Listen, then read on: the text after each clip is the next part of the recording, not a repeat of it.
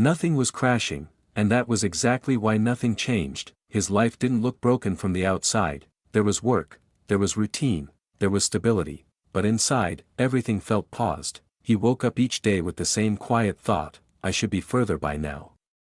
He didn't say it out loud, he didn't complain much, he simply carried it with him. Whenever that thought became too heavy, he reached for an explanation. The situation isn't good, I didn't have the right start, other people had more help, the timing was wrong. Those reasons sounded logical, they sounded adult, they even sounded wise, so he accepted them. They helped him sleep at night. They softened the pressure, they made disappointment easier to live with, and slowly, almost gently, his expectations for himself became smaller, not because he stopped caring, but because caring without progress hurts. He told himself he was being patient, being realistic, being cautious, but deep down, he knew patience had turned into delay. Weeks passed, then months, then years, no big mistakes, no big wins. Just the same feeling returning again and again, a sense that his life was happening somewhere nearby, but not quite in his hands. He believed circumstances were in control, that once they changed, everything else would follow. He didn't realize it yet. But every time he said it's not my fault, he was also saying something else, there is nothing I can do. And that belief, repeated quietly, was keeping his life exactly where it was. Blame didn't feel like blame at first, it felt like understanding, it felt like being honest about reality, like seeing the world clearly. When progress slowed, he didn't panic, he explained. When effort didn't lead to results, he didn't question himself, he pointed outward. The system is flawed, the market is crowded, people don't notice talent anymore. Each explanation made sense, and because it made sense, it became easy to repeat. Over time, he stopped reacting, he started predicting. Before trying something new, he already knew how it would end, at least, he thought he did. That won't work. That's not for people like me. I already know how this goes. Blame slowly turned into a filter, a way of seeing everything. Opportunities looked risky, feedback felt unnecessary, effort seemed inefficient. Why push harder, when the outcome was already decided? Without noticing, he was training himself to expect less, not because he lacked ability, but because he stopped testing his limits. He wasn't lazy, he was careful, careful not to hope too much. Careful not to be disappointed again, but caution came with a cost. The less he acted, the less confident he felt, the more he explained, and the more he explained, the easier it became to stay still. It was a quiet loop, a comfortable loop, a dangerous one. Blame had become a habit, not something he chose, something he practiced, and habits don't announce themselves, they shape behavior silently, until one moment made the pattern impossible to ignore. The moment didn't feel important when it happened, no argument, no failure, no sudden loss, just a simple conversation he overheard, someone explaining why their life wasn't moving, why things never worked out, why the world made it difficult. He listened without judgment, he understood every word, too well, because he had used those same explanations himself, the same tone, the same certainty, the same quiet resignation, and for the first time, he felt uncomfortable hearing it. Not because it was wrong, but because it sounded complete, too complete, as if nothing else needed to be done. That's when a thought surfaced, soft, but sharp, if this explains everything, then nothing can be changed. The realization settled slowly. Every explanation that removed his responsibility, also removed his power, not power over outcomes, not power over people, but power over direction. He saw the pattern clearly now. Each time he blamed something outside of himself, he stepped back, he waited, he paused, he delayed, and waiting had become his default response to life. That night, he replayed the thought again and again.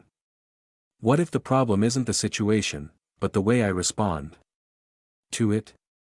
The idea felt unfair, almost offensive, but it also felt honest. If his life wasn't moving, maybe it wasn't because the door was locked, maybe it was because he had stopped reaching for the handle. That thought didn't bring relief, it brought weight, because if responsibility was his, then action was required. No excuses, no delays, no one else to point to. For the first time in a long while, he didn't feel comfortable, he felt awake, and once that question appeared, it refused to leave. What am I avoiding? By blaming my circumstances, he didn't answer it that night.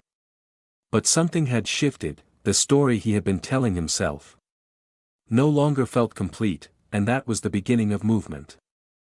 He didn't change everything at once, he didn't try to become someone new overnight, he started with one decision: to stop avoiding responsibility, not in theory, in practice. The next time something went wrong, he noticed the familiar urge to explain, to point outward, to defend himself, and instead, he paused, just for a moment. He asked a different question: what can I do about this?